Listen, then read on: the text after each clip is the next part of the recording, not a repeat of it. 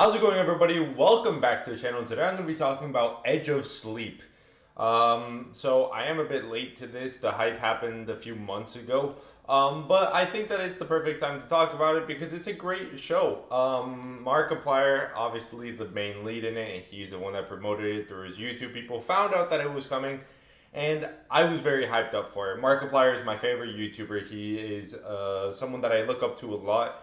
He's a YouTuber that's breaking into the film industry, and he always does something new. And he's, from what I can see and from the videos that I've followed for quite a few years now, I would like to say that he's always been like a standout person that I've always wanted to like see succeed. And just being able to see his show in this way really kind of resonated that with me. I'm not here to talk about the individual successes of Markiplier. I'm here to talk about The Edge of Sleep. It is on Amazon Prime Video. It's a very interesting show. It's a great concept. The concept of it, just to give a brief explanation for what happens, I could spoil it, but I don't really want to because a lot of people might not even know about it if you don't follow Markiplier. But basically, the premise behind it is a world where if you fall asleep, you will die. It doesn't really get much more complicated than that, except that the show does show a lot of weird graphics. For example, he's in a plane, and then all of a sudden he's in the ocean with a big ass blue whale, and then there's like an elephant man. The show looks like it's on steroids or like on some type of like acid.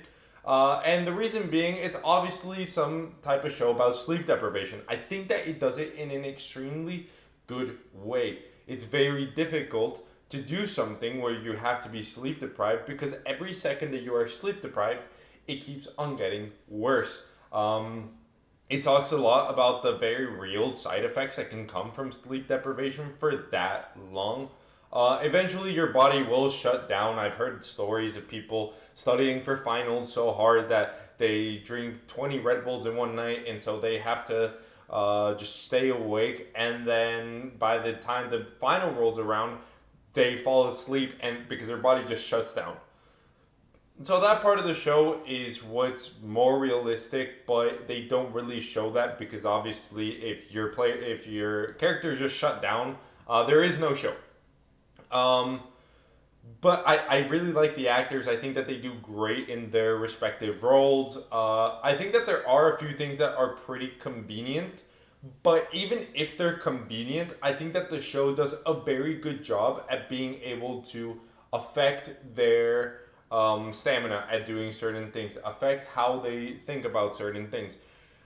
From what I have understood, Edge of Sleep is a podcast that Markiplier does voice in, but then they translated it over into a show where Markiplier is the lead actor in, and I think that he really does do well. I think that the characters have very significant arcs from a lot of significant parts of the show where people might not understand what Markiplier's character is doing or why he knows more than he does. I think that the show is a bit, yeah, like I said before, I think the show's a bit convenient. I think that a lot of stuff that happens is a lot to do with like main character plot armor and this whole idea of we need convenience for the plot to keep going, to understand what's going to happen next and stuff like that. A good example of one would be his best friend that turns out to be an ex fighter pilot can fly a private plane all by himself. So the reason behind that is just convenience of the show. I think that that doesn't affect the show because the show's quality and what it's trying to show is a really great thing.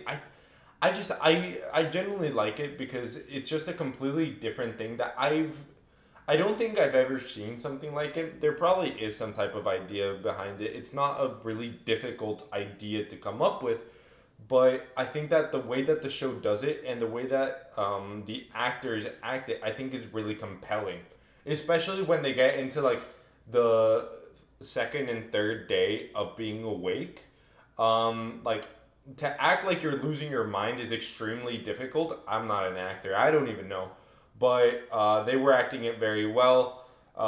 But like I said, there are a lot of times in the show where I just thought I was on acid. And the reason for that is just sleep deprivation makes you think crazy shit. And then there's a whole subplot of like the inside of the mind and how pharmaceutical companies can be like involved with it. It's very weird, and it left a few things pretty open because I do expect there to be a next season. I'm not going to try to go too deep into explaining why I think that there will be a next season. Just kind of like the ending just sets that up. If you've seen the show, you definitely know why. But yeah, I thought it was a very interesting show. It had me captivated from the beginning. The very beginning scene, you're trying to figure out, why is he here? Who is that person? Why are they where they are? Is this going to happen later on in the show?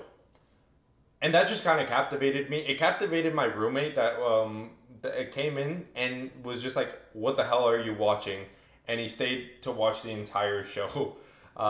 It's a super easy to watch show. Like, when it comes to timing, it's not that long. It's not that short, but it's not that long. You could probably do it in a day. So to put it in simple terms, I really like it. I would recommend it, but it is very weird. I will give it that. I guess I'll take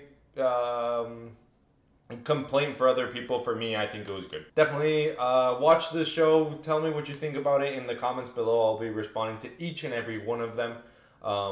Yeah, thank you so much for watching this video. I'll see you all in the next one. Peace out.